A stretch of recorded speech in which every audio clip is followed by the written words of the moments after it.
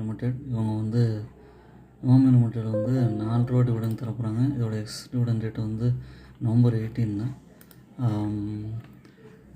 இதோட return on equity 30% இருக்குது. Current price 643 ரூபா இருக்குது. இவங்க personal care health care products பிஸ்னஸில் இருக்காங்க. Boroplus, Navratna, Fair and Handsome, Zandu balm இந்த மாதிரியான ப்ராடக்ட்ஸ் இருக்குது. எல்லாருக்குமே தெரியும், மந்த்ரா ப்ளஸ்லாம் தெரியும்.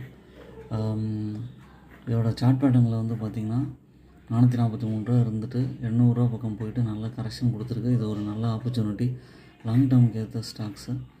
அதுக்கப்புறம் வந்து டெஃப்ரி கம்பெனி ரிட்டர்ன் ஆன் ஈக்விட்டி வந்து லாஸ்ட்டு 3 இயர்ஸாக வந்து 32.8% கொடுக்குறாங்க.